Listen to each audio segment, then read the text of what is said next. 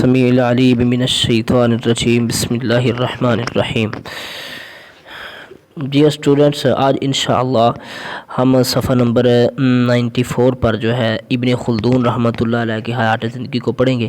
اس سے پہلے ہم دو جو ہے وہ علماء دین کے حالات زندگی کو پڑھ چکے ہیں، علامہ شاطبی رحمۃ اللہ علیہ، جلال الدین سیوطی رحمۃ اللہ علیہ۔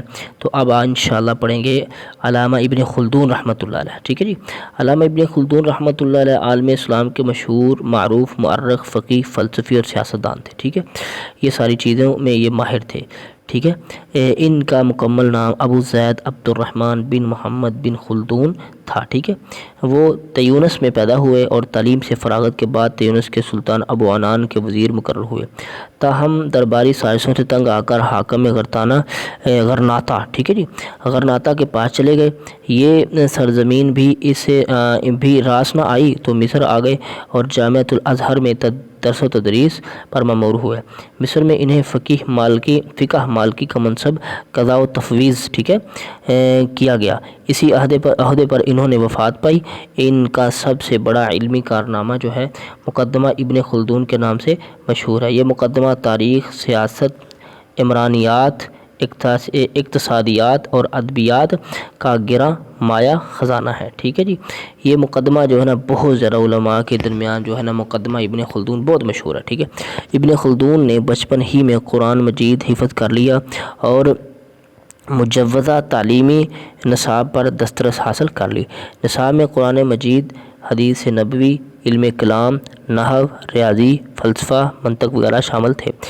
17 سال کی عمر میں تیونس شہر میں طاعون کی بیماری پھیلنے کی وجہ سے آپ رحمۃ اللہ علیہ کے والدین اور اکثر اساتذہ انتقال کر گئے۔ اس کے بعد انہوں نے والی تیونس کے دربار میں کاتب کی حیثیت سے اپنی معاشی اور دیگر مجبوریوں کے تحت ملازمت حاصل کی۔ ابن خلدون رحمۃ اللہ علیہ بلند خیالات اور امنگوں کے مالک تھے، اس لیے یہ نوکری پسند نہیں کی جس کی وجہ سے وہ تیونس چھوڑ کر مراکش میں جا بسے، ٹھیک ہے جی۔ ابن خلدون کی علمی خدمات کو 3 مختلف پہلوؤں پر جانچا جا سکتا ہے۔ اول، مؤرخ و تاریخ نویس کی حیثیت سے۔ دوم، فلسفہ و تاریخ کے بانی کی حیثیت سے۔ سوم، عمرانیات کے امام اور ماہر کی حیثیت سے۔ ابن خلدون کو تاریخ اور عمرانیات، سوشیالوجی کا جو ہے وہ ماہر تسلیم کیا جاتا ہے۔ علامہ ابن خلدون کی مشہور تصانیف میں کتاب العبر اور کتاب مقدمۃ ابن خلدون ہے، ٹھیک ہے۔ علامہ ابن خلدون نے تیونس، اندلس اور مصر میں عمر گزاری۔ 74 برس کی عمر میں 808 ہجری میں قاہرہ میں آپ کا انتقال ہوا۔ علامہ ابن خلدون رحمۃ اللہ علیہ خاص طرز تحریر کے حامل فرد تھے، ٹھیک ہے۔ آپ کی تحریروں میں ادب کا غلبہ تھا جس کی وجہ سے وہ لوگوں کی دلچسپی کا باعث بنی ہیں۔ چلیں جی، آج ہم نے ابن خلدون رحمۃ اللہ علیہ کا بھی واقعہ قصہ جو ہے زندگی کا حالات زندگی پڑھ لی ہے۔ اب اس کی مشق کو انشاءاللہ ایک آئندہ نئے ویڈیو میں انشاءاللہ آپ کی خدمت میں پیش کریں گے۔